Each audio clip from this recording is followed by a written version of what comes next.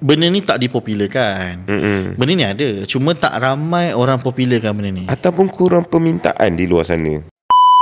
So kenapa sekarang ni makin lama makin kurang pendedahan ataupun kita panggil tu promosi lah. Promosi daripada segi Islamic punya approach ni. Sebenarnya benda ni ada. Tapi kekurangan dia adalah dia tak masuk dalam platform-platform sekarang. Dia susah nak dapat. Sebagai contoh lah, kalau kita nak dapatkan poster Alphabet, poster Sifil, kat Shopee ada, Lazada ada, TikTok mudah. ada, mudah. Tapi kalau Islamic ni tak ada orang yang mula. Faham Maksudnya kekurangan pemain industri lah sebenarnya. Dia bukan kekurangan pemain industri. Dia, bahasa mudah dia adalah tak ada orang yang provide produk.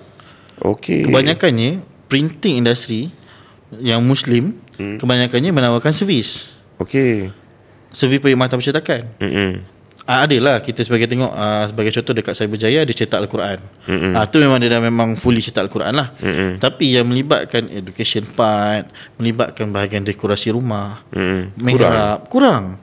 Sekarang ni baru start ada. Sebagai contoh, mihrab dah ada jual kat online, dah ada dekat TikTok.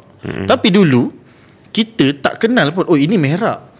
Mihrab tu dekat kalau dekat masjid kita akan nampak ada bentuk-bentuk ukiran. Lepas tu ada kalimah Allah. Betul. Lepas tu ada bismillahirrahmanirrahim. Itu namanya mihrab. Surah semua tu. Surah semua tu kan. Itu mihrab.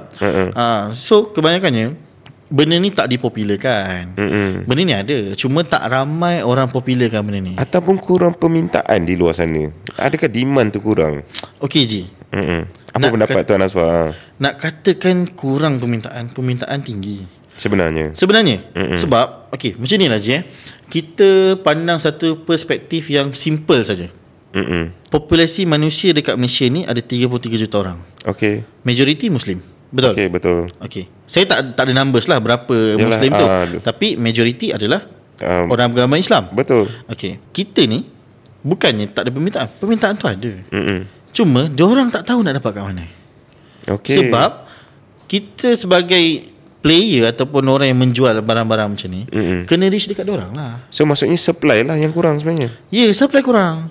Sebagai contoh, kalau kita nak tengok orang yang membekalkan seni-seni kaligrafi, contoh dekat Shah Alam kita tahu Jahari. Selain Jahari, dia saja. Kurang lah. So demand tinggi, semua orang nak. Seni kaligrafi ni, siapa tak nak rumah dia cantik? Betul. Dengan ada ayat suci Al-Quran. Betul. Sedangkan ada ustaz dah cakap dah, gantung je ayat Al-Quran dalam rumah ada pahala. Betul. So kebanyakannya kita tak bagi kesedaran dekat orang luar, ini benefit kalau kita hias rumah kita dengan ayat suci Al-Quran.